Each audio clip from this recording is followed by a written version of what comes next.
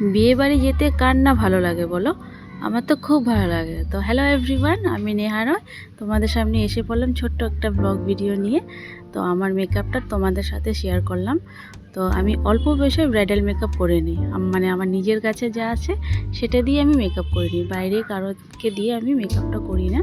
তো নিজে যেটা ভালো বুঝি সেটাই করি।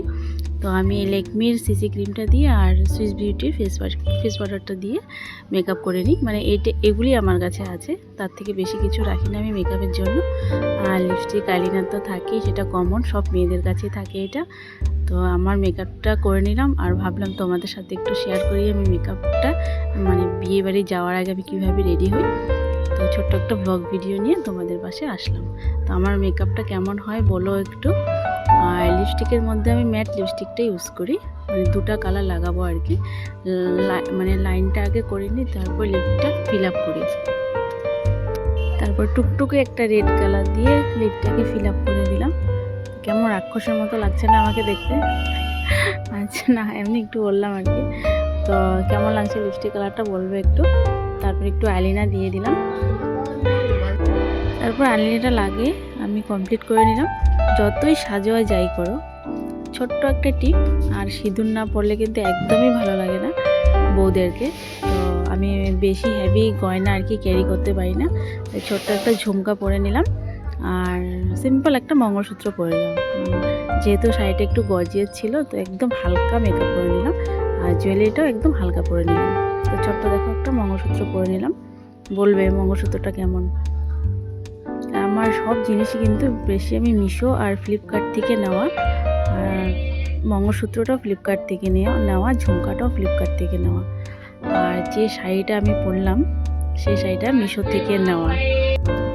তো এই শাড়িটাতে আমাকে কেমন লাগছে একটু কমেন্ট করবে। আমার ফুল লুক এটাই। তো কেমন লাগছে বন্ধুরা জানি না, নিজে নিজে সাজগোজ করলাম, আর যেমন সাজি তেমনটাই তোমাদের সাথে শেয়ার করলাম। আর এই শাড়ি আর ব্লাউজটাও কিন্তু মিশো থেকে নেওয়া। তো কার ভালো লাগলো আমার শাড়িটার ব্লাউজটা কমেন্ট করো একটু। বাস সাজিয়ে গুজে তারপর বিয়েতে চলে গেলাম।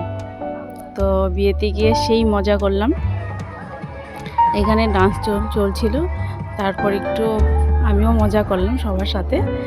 সবাই চেনা জানার মধ্যেই ছিল, তো ভালো লাগছিল খুব গিয়ে। তারপর একটু কফি খেয়ে নিলাম, পকোড়া খেয়েছিলাম সেটা ভিডিও করা হয়নি। তো কফি একটু খেয়ে নিলাম, কফি খাওয়ার পর একটু সেলফি তুলে নিলাম, ভিডিও করে নিলাম মেয়ের সাথে। আর পাশে অনেকজন ছিল, আমাদের পাড়ারই বিয়ে ছিল, তো সবাই চেনা জানার মধ্যেই ছিল, তো খুব ভালো লাগছিল। তারপর চলে গেলাম মেন কোর্সে। মেন কোর্স ছিল ডাল, তারপর বেগুন ভাজি আর পনির, মিক্স ভেজ, অনেক কিছুই ছিল। তো সবটা ভিডিও করতে পারিনি, তো একটু সেটু ভিডিও করলাম তোমাদের সাথে। আর মটনটা খাচ্ছিলাম, তো দাঁতে একটু লেগেছিল ব্যথা। তো লাস্ট বসে একটু পান খেয়েছিলাম, পান খেয়ে তারপর আস্তে ধীরে ঘরে চলে আসলাম। ঘরে চলে এসে তারপর এই দেখো আমার মুখের অবস্থা, মেকআপ তুললে কি ভূতের মতো লাগে। তো যাই হোক, আমার ভিডিওটা কেমন লাগলো বলো একটু। টাটা।